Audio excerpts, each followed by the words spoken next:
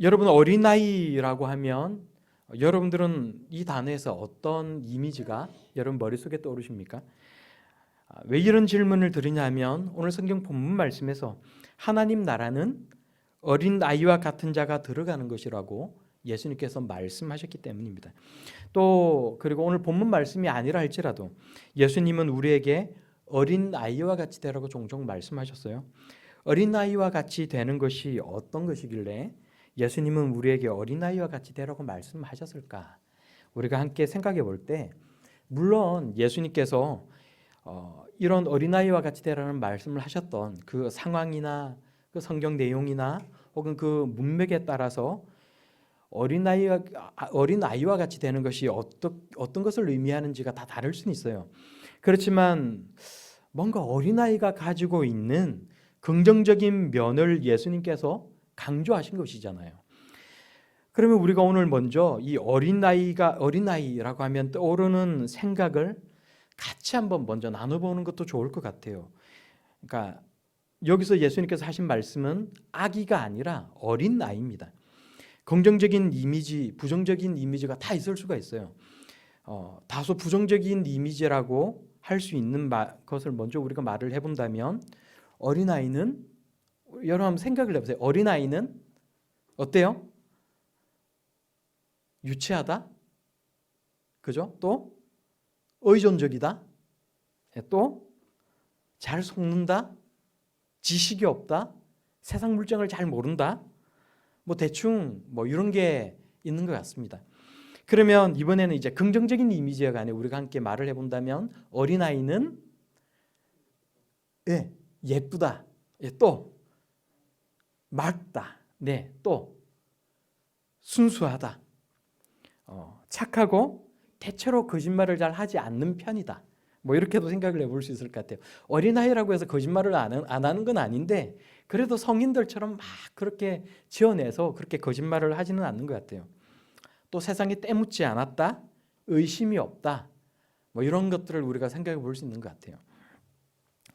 예수님께서 오늘 본문 말씀을 들려주실 때 이런 어린 아이들의 긍정적인 모습들 중에서 그 무언가를 통해 우리에게 하나님 나라는 어떤 사람이 들어갈 수 있는지에 관해 말씀해 주셨단 말이에요. 오늘 우리는 하나님의 나라가 어떤 나라이고 예수님은 하나님의 나라에 어떤 사람이 들어갈 수 있다라고 말씀하셨는지에 관해 또 우리는 어떤 마음의 태도를 가지고 살아가야 할지에 관해서 우리가 함께 생각해 볼 수 있기를 바랍니다. 그래서 우리의 마음을 새롭게 하고 오늘 이 말씀을 통해 우리의 마음을 새롭게 하고 예수님께서 말씀하신 대로 살아가기를 작정하는 그런 시간이 될 수 있기를 바랍니다. 오늘 성경 말씀을 보면 사람들이 자기 아이들을 데리고 예수님께로 나옵니다. 자기 아이들을 예수님께서 축복해 달라는 거잖아요. 우리 아이가 건강하게 잘 자라고 하나님 은혜 속에서 세상을 잘 살아갈 수 있도록 우리 아이를 축복해 주옵소서. 그런 마음으로 어린아이들을 자기 아이들을 예수님께 데리고 나오는 것입니다. 그런데 제자들이 이 모습들을 바라볼 때 이게 예수님을 힘들게 하는 것처럼 보였나 봐요. 예수님은 이미 수많은 사람들 앞에서 말씀을 전하시고 아픈 병자들을 고쳐주고 계셨는데 자꾸 어린 아이들을 데리고 오는 것 자체가 예수님을 성가시게 만드는 일처럼 여겨졌다는 것입니다. 당시 어린 아이들을 생각해 보면 이 어린 아이들이라는 존재, 이 아이들이라는 존재는 사회적으로 주목받지 못하는 존재였다는 겁니다. 지금은 사고가 나거나 어떤 줄을 설 일이 있으면 아이들 먼저라고 우리들은 여기지만 우리나라도 불과 몇십 년 전만 해도 무슨 일이 있으면 성인들이 먼저고 그 다음 순서가 어린 아이들이었다는 거예요. 밥을 먹을 때도 아버지가 먼저 먹고 아이들을 뒤늦게 먹었다는 겁니다. 옛날 유대 사회에서는 더 했으면 더 했지 아이들을 인격체로 대우하고 소중히 여기지는 않았다는 것입니다. 어린아이들은 사회적인 중요성이 떨어지는 존재, 낮은 존재였다는 거예요. 그래서 제자들이 아이들이나 아이들을 데리고 오는 부모들을 향해서 저리 가! 저리 가! 자꾸 예수님 귀찮게 하지 말란 말이야! 이렇게 했다는 거예요. 아니 왜 자꾸 예수님을 귀찮게 만들고 있지? 그러면서 아이들을 돌려보냈다는 것입니다. 그런데 예수님께서는 이런 제자들의 모습들을 보시고는 14절 말씀을 보시면 노하셨다라고 표현을 하고 있어요. 화를 내셨다는 거예요. 우리가 14절 말씀을 함께 읽어보도록 하겠습니다. 14절이에요. 시작. 예수님께서 보시고 노하시어 이르시되 어린아이들이 내게 오는 것을 용납하고 금하지 말라. 하나님의 나라가 이런 자의 것이니라. 아멘. 어린아이들이 내게 오는 것을 용납하라. 그리고 또 한 번 강조해서 어린아이들이 내게 오는 것을 금하지 말라. 용납하고 금하지 말라라고 말씀하실 정도로 예수님은 어린아이들을 소중하게 여기시고 축복하기를 원하셨다는 것입니다. 16절의 말씀을 보면 이 본문 말씀이 그 어린아이들을 안고 그들 위에 안수하고 축복하시는 예수님의 모습을 실제로 우리에게 보여주고 있다는 거예요. 성경 본문 말씀에 나와 있는 이 어린아이는 헬라 원어, 그리스 원어로 보면 파이디온이라는 단어입니다. 여러분 파이디온 그러면 뭔가 많이 들어본 것 같지 않으세요? 들어본 적 없으십니까? 유초등학생들을 대상으로 성경 공부를 하거나 성경학교 수련회 프로그램이 지금 현재 우리나라에서 가장 잘 그것이 만들어져 있는 단체가 이 파이디온이라는 선교단체예요. 10몇 년 전부터 유초등부 성경 공부 수련회는 다 거의 웬만하면 이 파이디온 교재가 이 프로그램을 싹쓸이 하고 있어요. 몇 년 전에 정확히 2019년도에 우리 교회 청년부 수련회를 파이디온 교재를 했습니다. 이것과 관련해서 생각해 볼 거리가 많이 있기는 하지만 어찌되었든지 간에 이때 우리 청년들의 그 당시 얘기를 들어보면 청년들의 반응이 되게 좋았어요. 우리가 파이디온, 어린아이라는 이 말에 집중을 해서 생각을 해보면 이 본문 말씀에서 어린아이들의 중요성에 관해 우리가 생각해 볼 수가 있어요. 그리고 이 말씀을 통해서 아이들 교육의 중요성에 관해서도 우리가 생각해 볼 수가 있습니다. 성인들이 모여와서 예수님의 말씀을 듣고 있던 그때에 예수님은 아이들도 와서 예수님의 말씀을 듣기를 원하셨고 그 아이들을 축복해 주기를 원하셨다는 것입니다. 복음이 들어가는 지역마다 남녀 차별 의식과 미신들이 다 타파되었지 않았어요? 모두가 하나님 앞에 동등한 사람이라는 기독교 정신이 기독교의 복음이 들어가는 곳마다 자리를 잡을 때 아이들 역시도 너무나도 소중하고 귀한 사회의 일원이라는 이 기독교의 사상이 끊임없이 사회를 변혁시켜 왔다는 것입니다.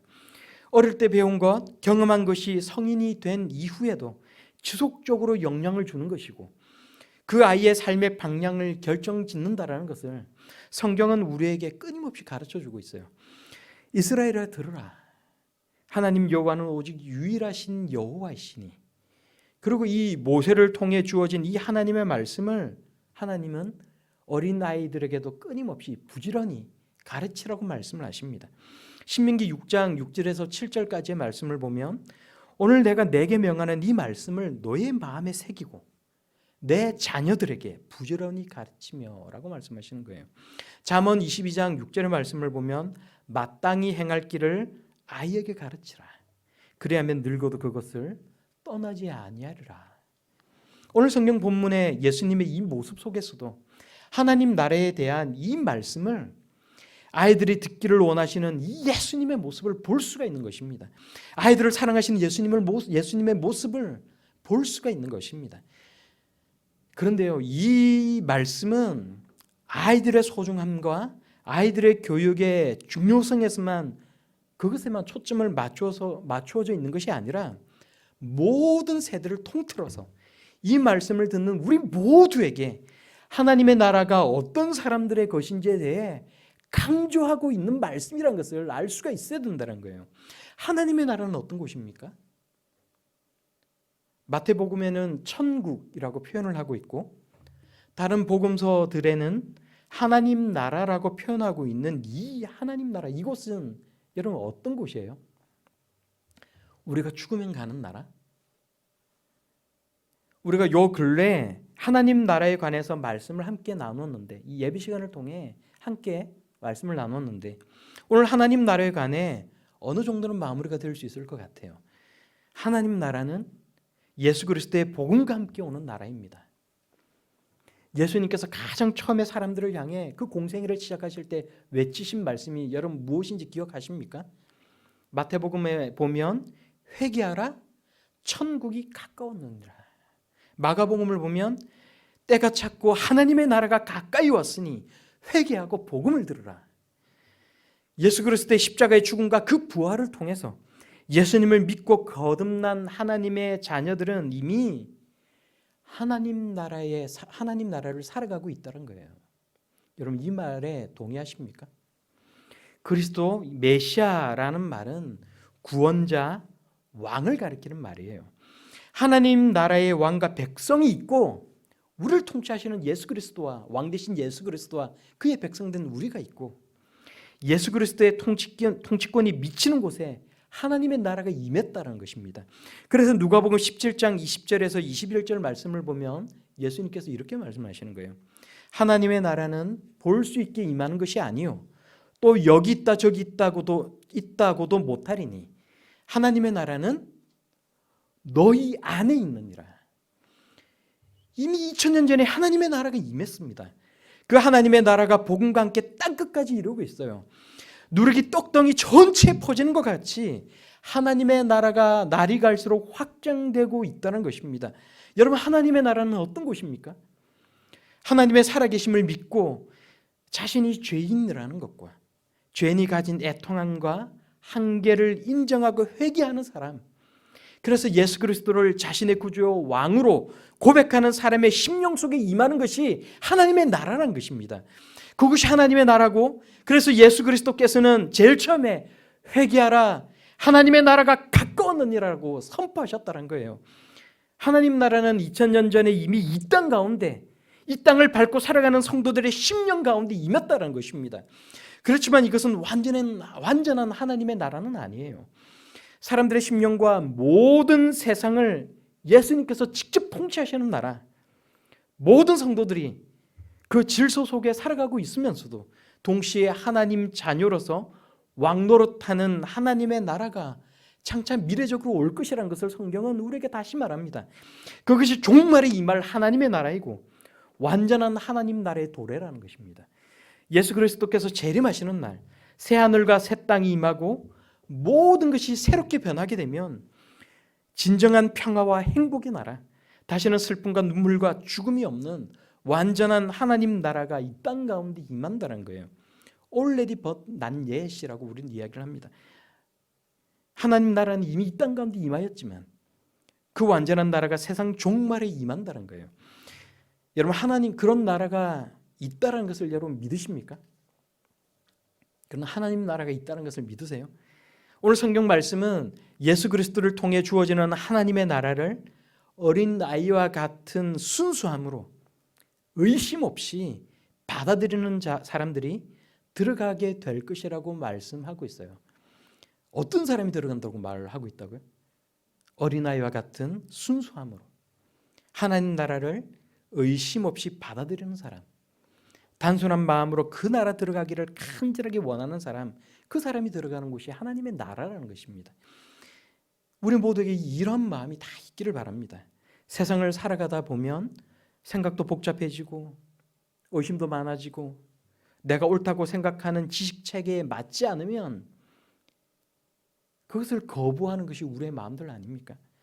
어릴 때는 막연히 천국 그러면은 정말로 그것은 행복하고 즐겁고 영원한 평화가 있고 밝고 좋은 일들만 가득한 곳, 그런 곳이라고 생각을 했는데 나이가 들면서 세상을 살아가다 보니까 우리가 마음이 어때요? 정말 그런 곳이 있나? 천국에서 영원히 살면 혹시 지겹지는 않을까? 여러분 그런 생각해 보신 적 없으십니까?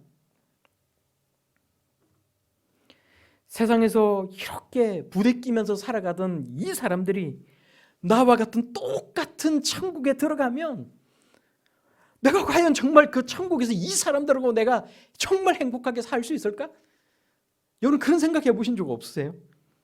그래서 어떤 사람들은 천국에 가게 되면, 여기서 말하는 천국은 but not yet, 그러니까 종말에 임할 하나님 나라를 말하는 거예요. 어떤 사람들은 천국에 가게 되면 과거에 내가 가지고 있던 기억이, 세상에 살아가던 그 기억이 완전하게 다 사라진다라고 말하는 사람들이 정말로 있어요. 그런 목사님들이 있고 그런 신학자들이 있습니다. 과거에 나빴던 기억, 슬펐던 사건이 있는데 나를 힘들게 했던 그 사람들과 어떻게 아무 일도 없었던 것처럼 마냥 행복하게 천국에 살아갈 수 있을까? 그러니까 과거에 내가 세상에 살면서 가졌던 그 기억들이 깡그리 다 하얗게 지워지니까 가능한 것 아니냐, 이렇게 말하는 사람들이 정말로 있다는 거예요. 물론 제가 그렇게 주장하는 사람들을 그냥 비난하는 것은 아닙니다. 뭐 신학적으로 근거가 전혀 없다 이런 말을 하는 건 아니에요. 근데 나이가 들수록 세상 경험이 더 많아질수록 우리는 있는 그대로의 하나님 나라를 받아들이는데 조금은 어려움을 겪으면서 살아간다는 거예요. 여러분은 어떠하십니까? 하나님 나라가 이미 성도들의 마음속에 임했는데 그 하나님 나라를 경험하면서 살아가고 있으십니까? 창차올 하나님 나라를 소망하면서 살아가고 있으십니까? 우리 일상의 삶 속에서 살아계신 하나님의 통치를 받고 우리 속에 계신 성령님과 함께 살아가는 성도들, 그런 하나님의 자녀들이 다 될 수 있길 바랍니다. 적어도 세상에서는 얕게 살아간다 할지라도, 지혜롭게 살아간다 할지라도 하나님 앞에서는 의심 많은 도마, 세상에 찌든 의심 많고 믿음 없는 그런 사람이 되지 않기를 바랍니다. 우리가 15절 말씀을 함께 소리내어서 읽어보도록 하겠습니다. 15절입니다. 시작. 내가 진실로 너희에게 이르노니 누구든지 하나님의 나라를 어린아이와 같이 받들지 않는 자는 결단코 그곳에 들어가지 못하리라 하시고. 아멘. 하나님 나라를 어린아이와 같이 받아들이지 않는 사람은 결단코 그곳에 들어가지 못하리라. 예수님 말씀하시는 거예요. 여기서 받들지 않는 자라는 이 15절에 나오는 이 말은 받들어 높이 든다 뭐 이런 의미가 아니라 받아들이지 않는 자라는 의미를 가지고 있어요. 믿음이 없으면 받아들일 수가 없다는 거예요. 세상에 물들고 세상에 있는 것들을 너무 많이, 세상 것들을 내 마음 가운데 받아들이고 살아가게 되면 하나님 나라를 고지곳대로 수용할 수가 없다는 말입니다. 여러분, 의심 많은 사람, 믿음 없는 자가 되지 말고 어린아이와 같이 예수님의 말씀을 듣고 싶어하는 사람, 축복받고 싶어하는 사람들이, 그런 성도들이 다 될 수 있기를 바랍니다. 세상 살면서 돈 문제, 건강 문제, 인간관계 문제에 시달리다가 제가 생각을 해보니까 우리가 세상 살면서 가지는 문제가 이런 것들 아니에요. 돈 문제, 건강 문제, 인간관계 문제 아닙니까? 이런 것들에 시달리다가 정작 마음속에는 예수님도 하나님 나라도 천국 소망도 없는 그런 사람이 되어버려서는 안 된다는 거예요. 마음속에 하나님 나라가 없으면 세상 고난 앞에서 넘어져 버리고 맙니다. 자기가 살아가는 이 세상이 모든 것이 되기 때문에 그렇다는 거예요. 내가 살아가는 이 세상이 전부인데 이 세상에서 돈 문제, 건강 문제, 인간관계 문제 때문에 괴로우면 내가 가는 세상이, 내가 알고 있는 세상이, 내가 지금 살아가는 이 세상이 전부인데 넘어질 수밖에 없어요. 그렇지만 심령 가운데 하나님의 나라가 있고 하나님의 살아계심을 내가 확신하고 예수 그리스도께서 나를 통치하고 인도하시고 계신다는 것을 믿는 사람은 고난과 어려움 속에서도 소망이 있다는 말입니다. 믿음과 희망이 있다는 거예요. 여러분, 열왕기서를 보면 나하만이라는 아람 나라의 군대 장관이 나옵니다. 시리아의, 오늘날 시리아라는 그 나라에 오늘날로 치면 지위가 아주 높은 군대 장교예요. 그런데 이 사람이 나병에 걸렸습니다. 뭐 정확히는 이게 한센병일 수도 있고 아주 심한 피부병일 수도 있어요. 뭐 구약 성경에서 말하는 나병이 꼭 한센병만을 말하는 것은 아니라고 이야기를 합니다. 근데 이 사람이 굉장히 유능한 사람인데, 그래서 아주 높은 군대 장관까지 이룬 사람인데 나병이 너무나도 심해서 군사 업무를 보는데도 그렇고 평소 생활하는데도 너무 어려움이 많았다는 거예요. 저도 두드러기가 아주 심하게 나가지고 정말 고생을 해본 적이 있는데, 여러분, 피부병이 정말로 심하면 삶의 질이 떨어진다고 하지 않아요? 너무 괴로운 거예요. 나하만이 나병으로 고생을 하고 있는데 어느 날 이스라엘 땅 그 영토로 들어가서 그 마을에 있는, 이스라엘 영토에 있는 나이 어린 여자의 하나를 잡아와서는 자기 부인의 종으로 줬어요. 그런데 나만이 나병 때문에 너무 고생을 하고 있는 것을 알고는 이 이스라엘 어린 여자애가 이야기를 합니다. 제가 살고 있던 이스라엘 사마리아라는 그 땅으로 가면 나병을 고칠 수 있는 선지자가 있다는 거예요. 나만이 이 얘기를 듣고는 지푸라기라도 잡는 심정으로 자기 왕에게 허락을 얻어서 이제 선지자 엘리사를 만나기 위해 이스라엘 땅 사마리아로 가게 돼요. 그런데 엘리사가 군사를 데리고 그 앞에 탁 서 있는 이 나만 장군을 보러 나오지도 않아요. 집안에서 엘리사라는 이 선지자가 자기 종을 하나 내보내서는 장군이여, 가서 요단강에 7번 몸을 담그십시오. 그럼 당신 병이 나을 것입니다. 이렇게 얘기를 하는 거예요. 나만 장군이 생각할 때는 얼마나 자신을 향한 무례한 행동이에요. 그래서 자기가 정말로 지위가 높은 사람인데 얼마나 무례한 행동이에요. 그렇게 생각을 해보면, 아니 강이 이스라엘밖에 없어요? 자기가 살고 있는 시리아 땅에도 강이 있습니다. 더 크고 넓은 강도 있어요. 왜 꼭 그 요단강에 몸을 담궈야 됩니까? 왕이 이 말을 듣고 너무 기분이 나빠서 돌아가려고 하는데 자기 종이 자기를 붙잡아요. 장군이시오, 아니 여기까지 왔는데, 아니 지푸라기라도 잡는 심정으로 여기까지 왔는데 그깟 요단강에 7번 몸 담그는 게 그렇게 어렵습니까? 한번 시키는 대로 한번 해보는 게 어떻습니까? 그래서 요단강으로 가서 나만 장군이 몸을 7번을 담그는데, 여러분 우리가 그냥 성경을 읽으면서 몸을 7번 담궜더라 그러면 그냥 담궜더라 그러고 끝이 나지만, 이 나만 장군의 이 장군이 어떤 생각을 가졌을지를 여러분 한번 생각을 해보세요. 요단강으로 가서 몸을 담그는데, 그 시커먼 흙탕물에 몸을 담그는데 한 번, 2번 담글 수 있어요. 그런데 그게 7번을 담글 때까지는 아무런 변화가 없는 거예요. 한 번, 2번, 3번 계속해서 몸을 담그면서 나만 장군 생각에, 내가 지금 여기까지 와서 지금 무슨 짓을 하고 있는 거지? 내가 왜 이렇게 바보 같은 짓을 하고 있지? 지푸라기라도 잡는 심정. 사마리아에 자신의 나병을 고칠 수 있는 선지자가 있고, 그 선지자가 하는 말대로 하면 자신의 나병이 나을 수 있다라는 그 마음속에 있는 그 믿음이 없었으면 어떻게 이런 바보 같은 짓을 7번이나 할 수 있었겠어요? 그런데 나아만 장군이 7번 몸을 담그고 일어서니까 성경을 보니까 어린 나이와 같이, 어린 나이의 살같이 회복되어 깨끗하게 되었더라라고 우리에게 말씀하시는 거예요. 우리가 살면서 우리 마음이 더 단단해져 가는, 쉽게 허물어지지 않는 그런 좋은 긍정적인 면도 있지만, 여러분 세상을 살다가 보면 우리 마음이 때로는 너무 딱딱해져 간다는 생각을 가질 때 있지 않습니까? 세상 풍파에 각질이 생기고, 때로는 너무 슬픈데 울고 싶은데 아무렇지도 않은 척 해야 될 때도 있고, 아무 일 없는 것처럼 그냥 웃어야 될 때도 있고, 세상 살아가는 게 여러분 그렇지 않아요? 오늘 예수님께서 우리에게 말씀하시는 거예요. 15절 말씀, 내가 진실로 너희에게 이르노니, 내가 진실로 너희에게 이르노니. 이 진실로라는 말을 헬라어 원어로 보면 우리가 흔히 하는 아멘이란 말이에요. 아멘.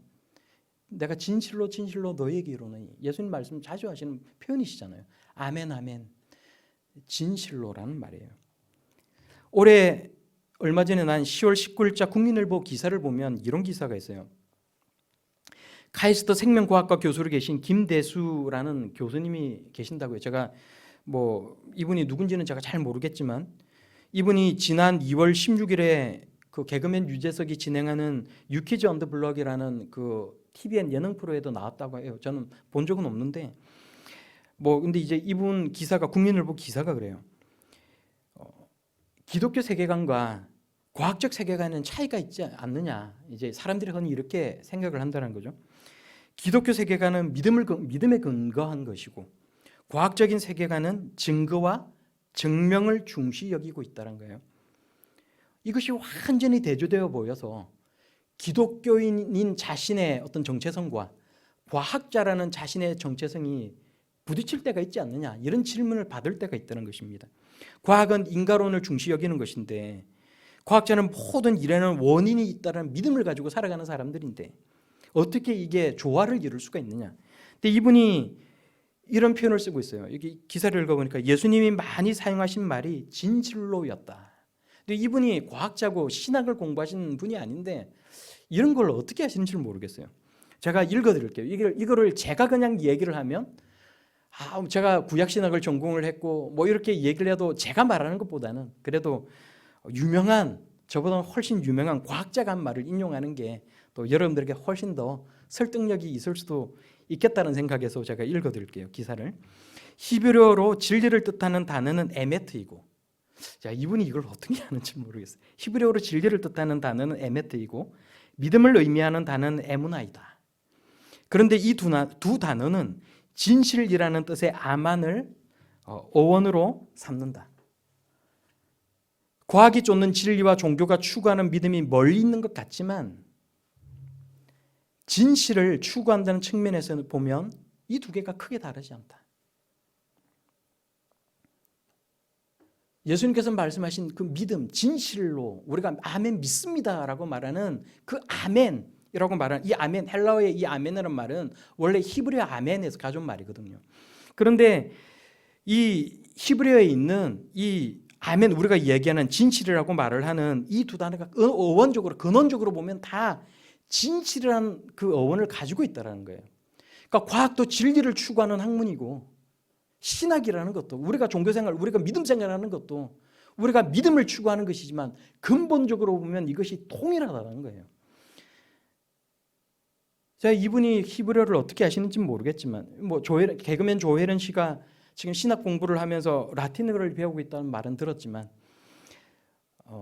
좀 놀라운 거 아닙니까? 제가 대학부 때 교회에서 우리 청년들을 대상으로 기초 헬라어를 가르쳐가지고 제가 그때 배운 적은 있고 지금도 아마 이런 교회가 있는 줄로 알고는 있습니다만 놀랍지 않아요?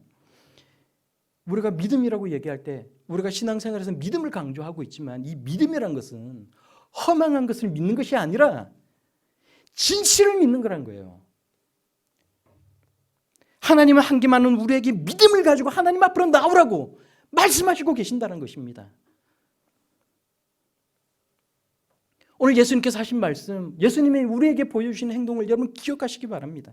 어린아이들이 내게 오는 것을 용납하고 금지하지 말라 말씀하시고 어린아이들을 안고 그들을 위해서 안수해 주시고 그들 위해 안수해 주시고 축복해 주시는 그 모습은 그냥 어린아이들을 사랑하시는 모습만이 아니라 오늘 이 말씀을 보는 우리에게 주시는 말씀 아니에요. 우리에게 보여주시는 예수님의 말씀이 아닙니까? 바로 우리를 위한 하나님의 말씀이고 우리를 사랑하시는 예수님의 모습이라는 거예요. 믿음으로 하나님 앞에 나오는, 믿음으로 왕되신 그리스도 예수 앞으로 나오는 우리를 향해 주시는 말씀이라는 거예요. 하나님 앞으로 나와서 우리의 마음의 때 세상살이의 그 각지를 벗겨내는 성도들이 다 될 수 있기를 바랍니다. 믿음을 가지고 하나님 앞으로 나와서 부드러운 마음을 가지고 천국 백성으로 살아갈 수 있는 그런 저와 여러분들이 다 될 수 있기를 바랍니다.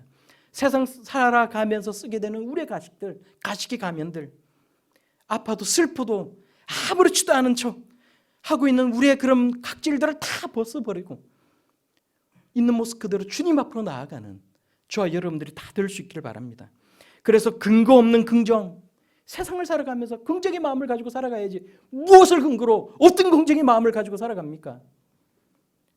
근거 없는 긍정의 마음이 아니라 무작정 그렇게 살아가는 것이 아니라 실체가 있는 소망을 가지고 하나님 앞에 살아갈 수 있는 그런 저와 여러분들이 다 될 수 있기를 우리 예수님 이름으로 축원합니다.